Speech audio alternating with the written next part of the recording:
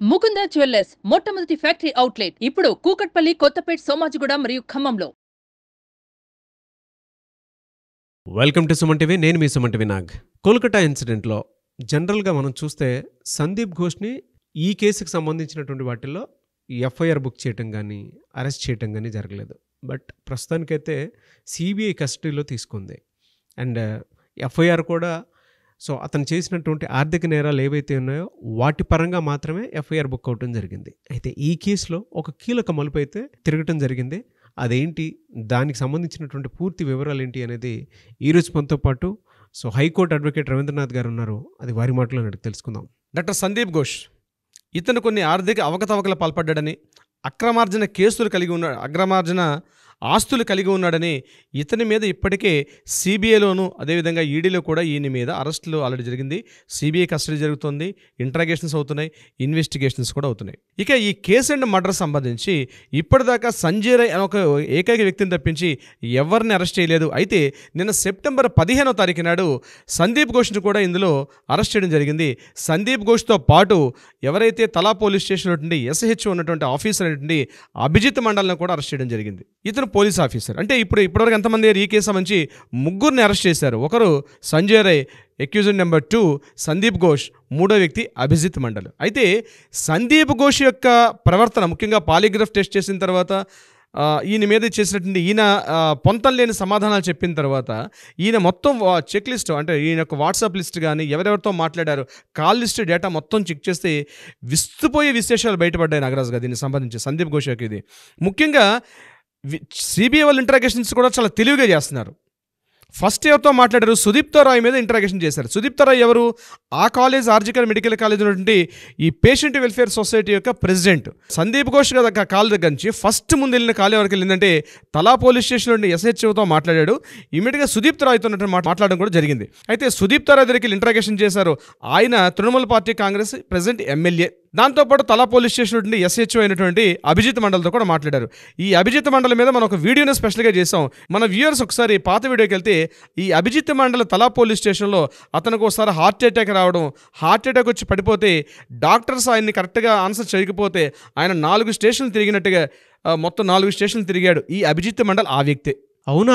ఈ అభిజిత్ మండల్ అంటే ఎస్హెచ్ఓ ఉన్నటువంటి ఇతనే మెయిన్ ఎస్హెచ్ఓ. ఓ రోజు ఈయన హాస్పిటల్ డాక్టర్స్ ఎవరు కూడా అతను అడ్మిట్ చేసుకోవడానికి, రిసీవ్ చేసుకోవడానికి కూడా ఇంట్రెస్ట్ చూపించలేదు. ఈయన అక్కడ నుంచి మరలా డమ్డమ్ హాస్పిటల్కి వెళ్ళడం, అక్కడ నుంచి మరలా రకరకాల మొత్తం అన్ని హాస్పిటల్స్ తిరిగిన తర్వాత చివరికి ఒక లోకల్ నర్సింగ్ హోమ్లో ఈయన అడ్మిట్ చేశారు. మొత్తానికి ఏదో రికవర్ అయ్యాడు. అంటే ఈ విషయం చూడండి నాగరాజు గారు, ఫస్ట్ ఈ నిరసనకారులకి లోకల్ వాళ్ళకి అన్ని విషయాలు తెలుసండి. అయితే సిబిఐ చాలా తెలివిగా ప్రవర్తిస్తుంది విషయంలో. అభిజిత్ మండల్ని కూడా అరెస్ట్ చేశారండి. దీంతో పాటు ఎందుకు అరెస్ట్ చేశారు? సందీప్ ఘోష్ని, అభిజిత్ మండల్ని అరెస్ట్ చేసే కారణం ఏంటంటే మెయిన్ ఏదైతే సంఘటనా స్థలం జరిగిందో సంఘటనా స్థలాన్ని ట్యాంపరింగ్ చేశారు, సాక్ష్యాలను తారుమారు చేశారు, క్రిమినల్ కాన్స్పిరెన్సీ కలిగి ఉన్నారు. అంటే ఎవరైతే నేరస్తులు ఉన్నారో వాళ్ళని పక్కకు తప్పించే ప్రయత్నం చేశారు. ఇలాగే ఈ 4 రకాలైనటువంటి అభియోగాలతోటి నిన్న సందీప్ ఘోష్ని అరెస్ట్ చేశారు. అయితే ఇక్కడ ఇంట్రెస్టింగ్ పాయింట్ ఏంటంటే సందీప్ ఘోష్ యొక్క కాల్ లిస్టులో కేవలం సుదీప్తో రాయ్, అభిజిత్ మండలు, అదేవిధంగా ఈ వ్యక్తుల పేర్లే కాకుండా ఒక కీలకమైనటువంటి మరొక ప్రముఖ నేత పేరు కూడా ఫోన్లో ఉంది ఆ లిస్టులో. బహుశా పోలీసులు ఈరోజు మధ్యాహ్నం సాయంత్రం కల్లా అతన్ని కూడా అరెస్ట్ చేస్తారా, ఇంట్రాగేషన్కి పిలుస్తారంది. ఇది మాత్రం ప్రస్తుతం అయితే సస్పెన్స్ నాగరాజు గారు. అయితే ఇన్ఫర్మేషన్ అయితే మనకు అందుతుంది, ఆ పేర్లు కూడా మనకు తెలుస్తున్నాయి. కానీ అతను చాలా కీలకమైనటువంటి టీఎంసీలో ప్రముఖ నేత. మీకు ఎలా సస్పెక్ట్ చేయొచ్చు అంటే ఈ విషయం మీద సందీప్ ఘోష్ ఎప్పుడైతే 9వ తారీఖు నాడు ఈ సంఘటన జరిగింది తెలియగానే సాయంత్రం కల్లా ఇమీడియట్గా ఆయన రాజీనామా చేయడం, ఆ రాజీనామా విత్ ఇన్ నిమిషాల్లోనే ఆయన ఆ రాజీనామా ఆమోదింపజేసి ఈయనకి నేషనల్ మెడికల్ కౌన్సిల్కి ప్రమోట్ చేయడం కూడా జరిగింది. దీనికి సంబంధించి ఇంత ఫాస్ట్గా చేయడానికి కారణం ఏంటంటే 9వ తారీఖు ఉదయం సందీప్ ఘోష్ గారు మాట్లాడే మార్నింగ్ 9:30 జరిగిన సంఘటన జరిగిన తర్వాత 10 o'clockకి ఫస్ట్ మాట్లాడారు, అభిజిత్ మండల్తో మాట్లాడారు, నెక్స్ట్ సుదీప్తో రాయ్తో మాట్లాడారు. వీళ్ళిద్దరు కాకుండా మూడో వ్యక్తితో కూడా మాట్లాడడం జరిగింది. ఆ మూడో వ్యక్తి ఎవరైతే కీలకమైన ప్రముఖ నేత ఎవరున్నారో బహుశా ఈ మొత్తం కేసుకు కూడా ఆధారం వాళ్ళే, ఆ పర్సన్ ఉన్నారు. కానీ ఆ పర్సన్ రివీల్ చేయట్లేదు సిబిఐ వాళ్ళు. ఎందుకంటే సాక్ష్యాలు తారుమారే అవకాశం ఉంటుంది కాబట్టి బహుశా ఇప్పటికీ అలర్ట్ అయి ఉంటారు. కానీ పబ్లిక్లోకి తీసుకొని రావట్లేదు. సెప్టెంబర్ 15 ఏ రోజైతే సుప్రీంకోర్టు ముందు ఈ సీల్డ్ కవర్లో సబ్మిట్ చేస్తారో బహుశా ఆ పేరు కూడా రిలీజ్ అయ్యే అవకాశం ఉంది. ఎందుకంటే ఒకప్పుడు మీడియా చాలా తక్కువగా ఉండేది, ఈరోజు అప్డేట్లో ఉన్నారు న్యూస్ అంతా కూడా. సో ఇమ్మీడియట్గా తెలియపరచడం వల్ల అతను కూడా నేమ్ కూడా బయటకు వస్తే ఇమ్మీడియట్గా చాలా సాక్ష్యాధారాలు తారుమారే అవకాశం ఉంది. కాబట్టి ఆ ప్రముఖ కీలక నేత పేరు అనేది బహుశా అఫీషియల్గా రిలీజ్ అయిన తర్వాత నేను చెప్పే ఉద్దేశంతో నేను ప్రయత్నం చేస్తున్నాను. ఈరోజు రిలీజ్ చేయట్లేదు ఆ పేరు నేను. ఓకే, కీలక నేత ఎవరు అన్నటువంటి విషయం ఏదైతే ఉందో బహుశా మధ్యాహ్నం సాయంత్రం కల్లా మనకి సిబిఐ యొక్క ఆఫీసర్ దగ్గర నుంచి మనకు ఒక ఫోన్ వచ్చే అవకాశం ఉంటుంది. దానికి సంబంధించిన ఇన్ఫర్మేషన్ మనకు వస్తే డెఫినెట్గా అది మనం రివీల్ చేసుకుందాం. కానీ కేసు మాత్రం ఈరోజు రేపట్లో మాత్రం డెఫినెట్గా కొత్త మలుపు తీసుకుంటుంది అనడంలో ఎటువంటి డౌట్ లేదు. అంటే మీరు గడిచిన 30 రోజుల నుంచి ఎవరైతే కంటిన్యూ దీన్ని ఫాలో అవుతున్నారో, ఒక సస్పెన్స్ క్రైమ్ థ్రిల్లర్లో ఉంటుంది ఈ స్టోరీని ఎవరైతే ఈ 30 డేస్ ఫాలో అవుతున్నారో బహుశా వాళ్ళకి విషయం అర్థమయ్యే ఉంటుంది. ఆ పర్సన్ ఎవరో గెస్ చేసే అవకాశం కూడా ఉంటుంది. కానీ అది తొందరగా రివీల్ అయ్యే అవకాశం ఉంటుంది. మనకు అధికారికంగా కన్ఫర్మ్ అయిన తర్వాత రివీల్ చేద్దాం ఉద్దేశంతో నేను చేయట్లేదు. బహుశా సీల్డ్ కవర్లో చిట్ట చివరి పేరు అదే ఉండొచ్చు. బట్ ఏంటంటే అతని పర్సన్ అలర్ట్ అయిపోకుండా ఉండాలని ఇమీడియట్గా పోలీసులు టోటల్ బందోబస్తు ఉన్నారు. కంప్లీట్గా దానికి సంబంధించినటువంటి విషయాలు కానీ ఆ స్టెప్స్ జరుగుతున్న విషయాలను చూస్తుంటే దీనికి సంబంధించి మరొక కీలకమైనటువంటి ఒక పోలీస్ ఆఫీసర్ కూడా దీంట్లో ఇన్వాల్వ్మెంట్ అయి ఉన్నారు. ఇది కాకుండా వీళ్ళకి ఏంటంటే విస్తుపోయే విషయాలు ఎక్కడ మనకు తెలిసాయంటే, ఫస్ట్ ఇంటరాగేషన్స్ ఎక్కడైతే ఈ అక్రమార్జన కేసుల మీద ఇంటరాగేషన్ చేస్తున్నప్పుడు ఆ ఆర్జికర్ మెడికల్ కాలేజ్ జరిగిన సంఘటనలు 1, 2 కాదు నాగరాజు గారు, రాసుకుంటే ఒక వెబ్ సిరీస్ తీయొచ్చు నాకు తెలిసి. కంప్లీట్గా ఒక 1 సంవత్సరం రోజుల పాటు డైలీ సీరియల్ లాగా వెబ్ సిరీస్ తీసే అంతటి ఒక పెద్ద కథలు ముఖ్యంగా ఆర్జికర్ మెడికల్ కాలేజీలో ఉన్నట్టుగా, ముఖ్యంగా నాట్ ఓన్లీ సందీప్ ఘోష్ కాదు, సందీప్ ఘోష్ ఎక్కడెక్కడైతే వర్క్ చేస్తున్నాడో ఆ మొత్తం ప్లేసెస్ అన్నీ కూడా, అంటే సందీప్ ఘోష్ ఇదే కాలేజీ గురించి పూర్తిగా అవగాహన ఉంది, కంప్లీట్ ఆయనకు అవగాహన ఉంది. ఎందుకంటే ఈయన ఇక్కడ నుంచి 94 నుంచి ఇదే కాలేజీలో ఇక్కడే ఎంబీబీఎస్ డిగ్రీ కంప్లీట్ చేసుకున్నారు, ఇదే కాలేజీలో ఆయన పీజీని తీసుకున్నారు, ఇదే కాలేజీలో చిన్న పోస్టులు చేసుకుంటూ మెడికల్ ఆఫీసర్ నుంచి అక్కడ నుంచి రకరకాల పోస్టులు తీసుకుంటూ ఈయన ఒకసారి ఇక్కడ పేషెంట్స్ వెల్ఫేర్ అసోసియేషన్కి ఈయన ఒకసారి ప్రెసిడెంట్గా పనిచేశాడు.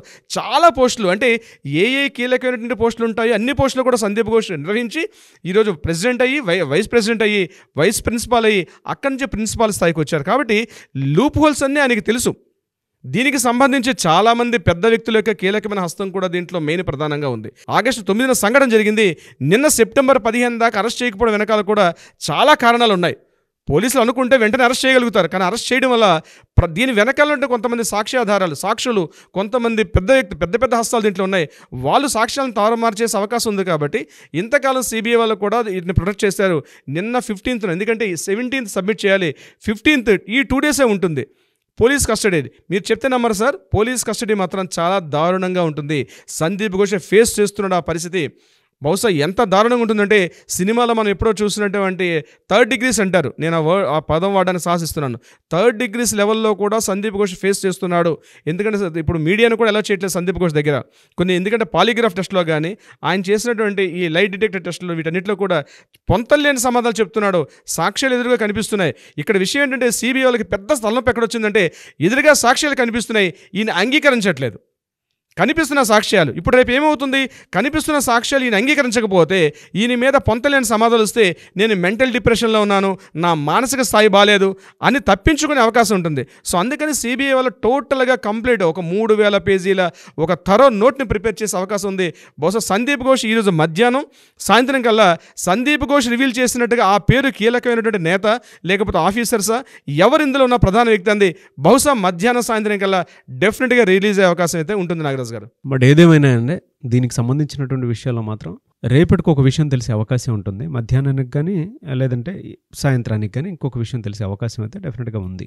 ఎందుకు అనంటే మరికొద్దిసేపట్లో దీనికి సంబంధించినటువంటి వాటిల్లో సిబిఐ ఏ రకంగా చూసుకున్నా కూడా కొన్ని రిపోర్ట్స్ అయితే సబ్మిట్ చేయాల్సినటువంటి అవసరం ఉంది సుప్రీంకోర్టుకి. రేపు హియరింగ్స్ కూడా ఉన్నాయి దీనికి సంబంధించి. అండ్ త్వరితగతి న్యాయం కోసం దేశం మొత్తం దీనికి సంబంధించి ఎదురు చూస్తూ ఉంది.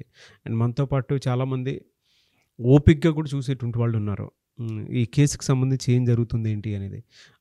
అటు మమతా బెనర్జీ గవర్నమెంట్ని షేక్ చేసేటువంటి న్యూస్ వినే అవకాశం ఉంది అని చాలామంది అనుకుంటున్నారు. ఎందుకంటే డే 1 నుంచి కనుక మనం చూసుకుంటే ఆవిడ డ్రామా మీద డ్రామా, హై డ్రామా, ఒక్కొక్క మహానటిలా ముందుకు వెళ్ళిపోతూ ఉన్నారు. ఎక్కడెక్కడ ఎప్పుడెప్పుడు ఏ స్టెప్ తీసుకుని వెళ్తే బెటర్గా ఉంటుందో అంత డిలే అన్ని చోట్ల జరిగింది. బట్ రేపటికైతే డెడ్ లైన్ ఉంది. ఈ రోజుకైతే మనకు ఆ విషయం తెలిసే అవకాశం అయితే డెఫినెట్గా ఉంది. కాబట్టి whatever the reason we want justice, we demand justice. Thank you అండి, thank you so much Ravindranath గారు. Thank you so much Nagaraj గారు. సుమన్ టీవీలో మీ పర్సనల్ అండ్ బిజినెస్ ప్రమోషన్స్ కోసం కింది నెంబర్కి కాంటాక్ట్ చేయండి.